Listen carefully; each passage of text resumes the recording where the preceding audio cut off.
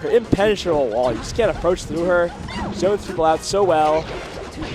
She can save her teammates so well. And oh god, that down smash. What is up, NMW? We have Chroma09. Nice to see you, man.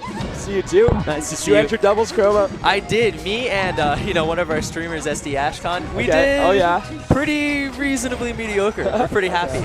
So you won at least 2 sets? Some DQs happened maybe. Okay. Alrighty then. So we've got SFAT, Allen, Liquid, HungryBox, and Mew2King winner semis. Indeed. Good to see NorCal winner semis. I have no idea what the team's bracket was. I have not looked at it a single time. It's absolutely crazy. Oh, Allen getting Battlefielded. Very unfortunate.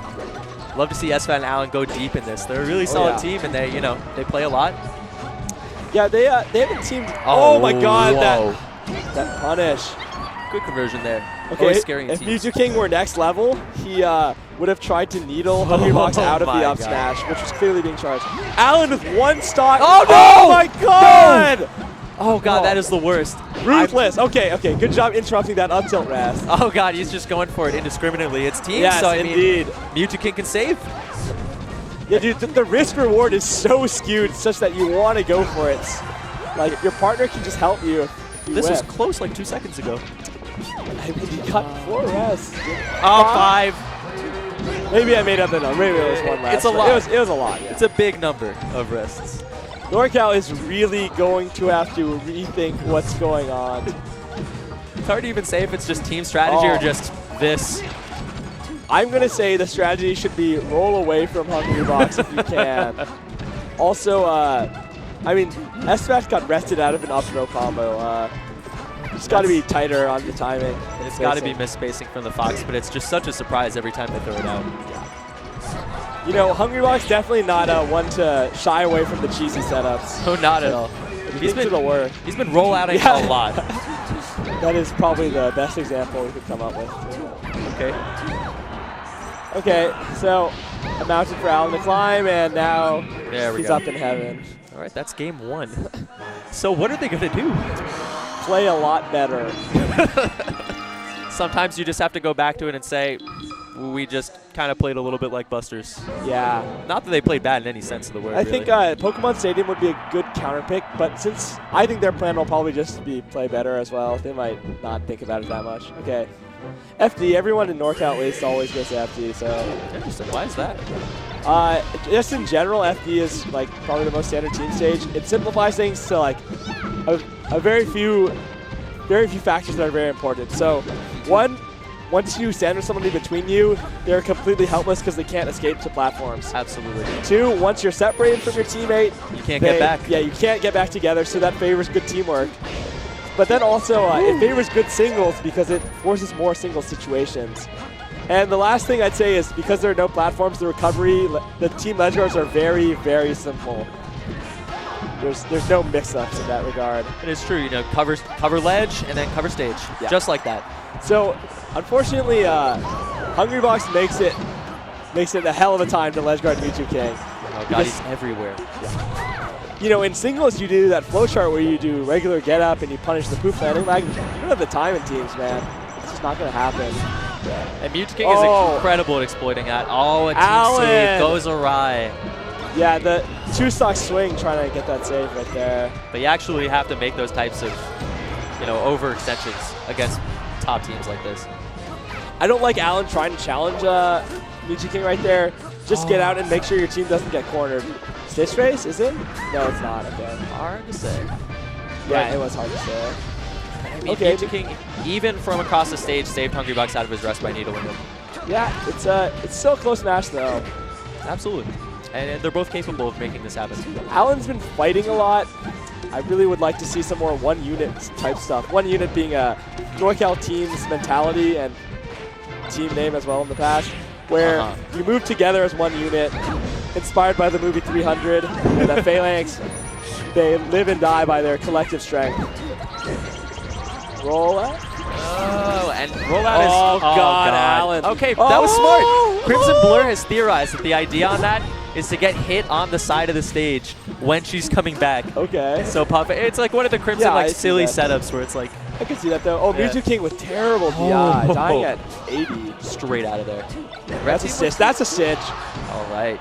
And what can you do with it? What can you do with it? Keeps him away during a 2v1. With the Stitch Face a little bit as a threat. So I've teamed with SFAT a number of times in friendlies and a couple times in tournament. When I was talking before about how I'd like to see more one unit, I realize now it's because SFAT is just a rabid dog in teams, man. That's his strength too. That's why. He tried shining him to get out of. It was a nice try, but that's why that's his strength. That his opponents fear that confidence that they'll just run anywhere. He degaffs, as people would say in SoCal. Degaff means don't give a. Don't give a something. Yes. Oh, okay. Brutal. But yeah, so if you're SFAT's teammate, that puts a big burden on you to try to know where he's going to go and to collapse on his position. And they're just sandwiching the wall out with nairs from HungryBox, fairs from Mew2King. Yeah, honestly, very little you can do. Peach not a mobile character.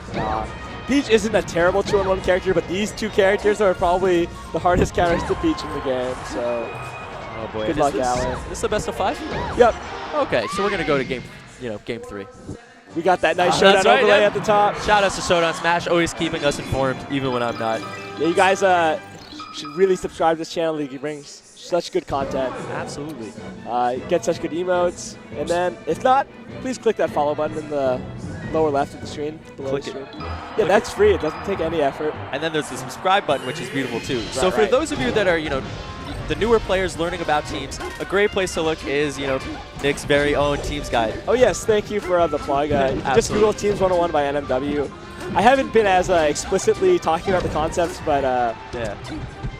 Oh, they're great. Yeah, I mean, SFAT's a specific example that you take for someone who takes space in a really aggressive way in doubles. He disregards a lot of the rules, and that gives him strength, but also makes it really risky. It's like an amazing author, James Joyce or whatever. He can disregard all the rules, but can you really get away with disregarding all the rules? I don't know. It takes something special to be able to do that. Absolutely. SFAT's certainly something special. HBox and Mew2King. Almost another world. Mew2King similarly disregards everything I write in my guide and just does his own thing, and he wins a lot of doubles tournaments. Teaming with him is an adventure, as many mid-level players who have teamed with him and housed him over the years know. And also who have done badly with him on his team, expecting that they couldn't lose with Mew2King. Teams of the okay, so the thing about this is there are no platforms to avoid with. Alan that time doesn't even bother and forks out. So Mew2King on that counter hunt, I was telling my case about it, that's when you anticipate that the other person wants to hit your teammate, and you punish them for it. So, got a kill. Very nice.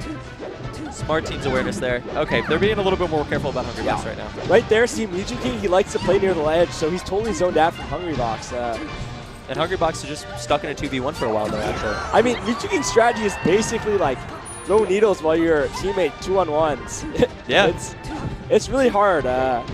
There's a reason why Stab and MacD destroyed Reno and Mew2King. Yeah. To win in SSS. I do remember that. That was a great win for Matt MacD. Yes. Yeah. The reason being, if both the people don't take space and stuff, then you don't have a real strategy. Just hope we outplay them. Hope the 2v1s happen in a way where Mew2King can support. And it's always amazing that HungryBox can handle these 2v1s. It is really amazing. HungryBox does so many moves. That's such a slow character. Someone like Mew2King and Hacks, that's a team where...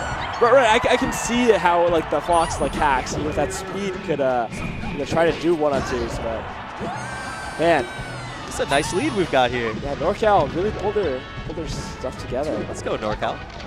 Now let's see if Mew2King gets a little bit more aggressive at the end. Okay, is Alan done? Alan is going to get super high up. One thing is that no one can really go out and help your teammate while Jigglypuff is ledge guarding them. So that's a unique advantage that she and Peach have. Ooh, the DC, a little fade back there. Yeah. Catches him. And another thing is when Puff's recovering, a lot of characters can't mess with Puff, so you pretty much just have to 2v1 the person on stage. Right. And that is one of the strengths that Mew2King has, that he is you don't want to fight him at the ledge. Nice try to save, doesn't pan out. It was a great team saves before that. That one doesn't work. Deficit too large.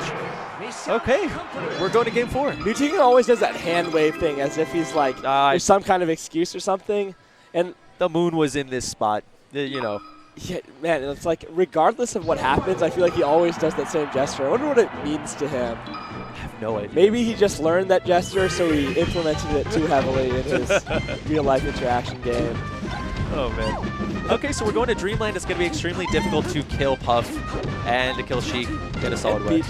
And Peach. Except for rest, I guess. Yeah. You know, a standard like double floaty-ish counter pick, but I honestly don't think it's bad again. Like whenever I fight against double floaties, like my Fox partner and I, we never ban Dreamland.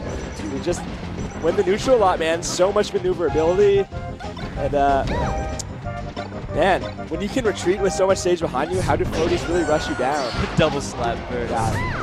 That was a sick double slap. L right? is my so L can go wild in yeah. all the stage that he has. You know, very creative, very explosive player. And yeah, I mean, we play a highly mobile team, so like, yeah, Fox Peach, they don't have that same strength and mobility that Fox Falcon have, but you know, Peach gets the floaty advantage that the green team gets here too, so I think it should be fine. Look at SFAT, he goes to the platforms, he's so safe up there. Wow. Yeah, nice forward smash. I can't believe you picked that up. I believe it's the strongest forward smash besides Mars Tipper F smash. I'm not. I think it's about the same strength actually. That's interesting. I've heard that on commentary before, so hopefully it was not fraudulent. Mew2King SDing, but he was at 120, so it's not too bad. There was pretty much no strategic reason for him to SD that at all. So Atlan kind of gets himself cornered there trying to help SFAT, but it was pretty hopeless. Not sure if he really wanted to be there. Solid escape by Allen, giving him an escape out of the Puff machine. Man, Allen really holding his own though. Wow. Yeah. Definitely doing a little bit better than Meds did with Axe. Oh yeah, how did that go? Meds had the misfortune of being the Fox with 3 better players on the screen, whereas Allen has the luxury of being the Peach with 3 better players on the screen. Absolutely. It's Fox and Falco not being the best player on the screen and being in teams. Yeah, then you need a Fox to do all the work for you while you're the Fox who does back airs. That is the strategy, and you can't really do that with Pikachu. You're pretty much bait at that point. Yeah, you're bait and you're zoning. You shouldn't try to bring anything else to the table, really. You know, but red team's still winning. Like I said, I don't think that double floaty is actually like, stupidly strong on this stage. It's looking like it so far. I mean, I guess Sheik is like not a true floaty, but you know what I mean. Okay, this is a very unfortunate situation. This is really bad. Yeah, both of them losing. Oh, and it transforms right into Mew2King's backer. Let's see if SFAT opts. Oh no. And you can't do anything to him. Yeah. One thing is though, SFAT puts such a burden on himself here to do all the work because he's Fox. He can actually kill these characters. Oh, boy. He puts himself at risk so often, especially with that ballsy style we're talking about. Yeah. Absolutely straight aggression. Oh, wow. Counter hunt. See, there you see it. That was an amazing counter. But unfortunately, Allen dies. It's not outside of the realm of reason, but it's going to be extremely difficult. Yeah. They need to kill Mew2King or get a lot of damage on HungryBox. Either way, yeah, if SFAT dies, then it's done. Yeah, it's absolutely. Okay, good job by Allen. I actually thought he might hit SFAT there. They were did some difficult spacing right next to each other. Okay. That's one, but oh no, Allen. There we go. And that's it. Good games. So showing Allen not even really a top tier singles player, still kind of go toe to toe with 2 gods. Just imagine if it were SFAT and Shroomed, or let's see Shroomed and S2J real soon. We're gonna see that.